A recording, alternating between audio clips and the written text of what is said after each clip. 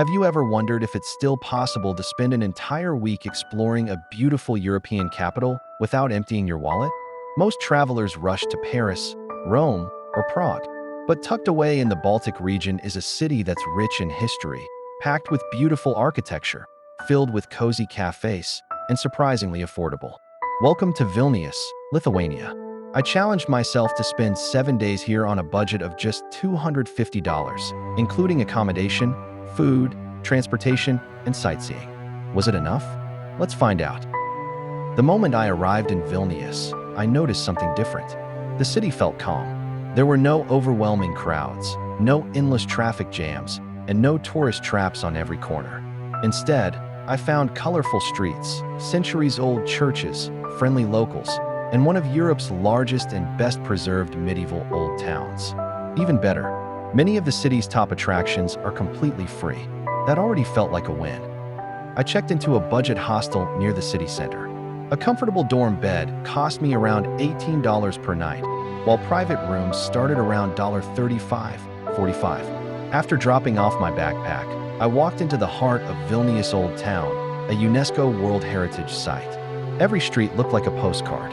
Colorful buildings, hidden courtyards, small cafes, and beautiful churches appeared around every corner. I wandered without a map. Sometimes getting lost is the best way to discover a city. For dinner, I tried Lithuania's most famous dish, cepelinai, large potato dumplings stuffed with meat and topped with sour cream and bacon. Heavy, but incredibly satisfying. The next morning, I climbed Gediminas Tower. The walk wasn't difficult, and the reward was worth every step. From the top, Vilnius stretched out in every direction. Red rooftops, church spires, green parks, one of the best panoramic views in the Baltics. Nearby, I explored Cathedral Square, the city's main gathering place. Everything was within walking distance. No expensive taxis needed. Today I crossed a small bridge into one of Europe's most unusual neighborhoods, Yezupis. This artistic district jokingly declared itself an independent republic. It even has its own constitution.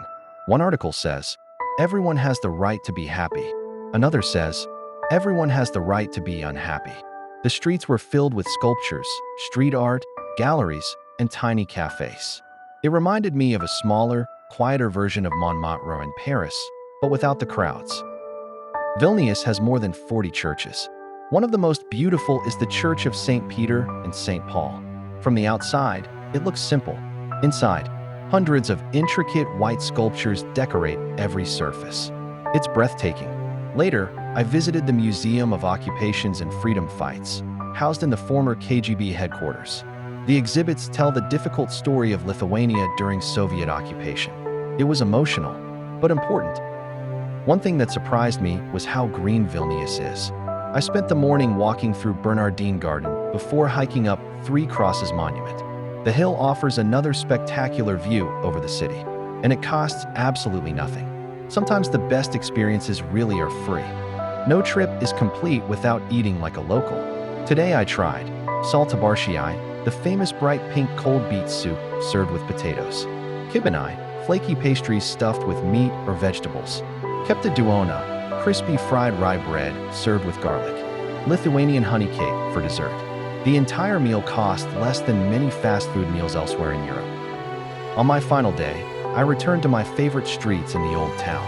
I picked up a few local souvenirs, sat in a quiet cafe, watched people pass by. Vilnius doesn't try to impress you with giant landmarks or flashy attractions. Instead, it slowly grows on you. Its charm comes from its atmosphere, and before you realize it, you don't want to leave. Here's how my $250 budget worked out. Hotel accommodation, 6 nights hostel, $108 fork and knife with plate food, $72 bus public transportation, $12 admission tickets museums and attractions, $28 hot beverage coffee and snacks, $20 total, around $240 mission accomplished. If you're visiting Vilnius on a budget, consider staying near the old town or city center. Great budget-friendly options include Jimmy Jump's House, Downtown Forest Hostel, and Camping Corner Hotel. These locations make it easy to explore the city on foot while keeping transportation costs low. Before coming here, I knew almost nothing about Vilnius. 7 days later, I left convinced it's one of Europe's most underrated capitals. Affordable, walkable, rich in history, delicious food, friendly people. If you're looking for an unforgettable European adventure without spending a fortune, Vilnius deserves a place at the top of your travel list.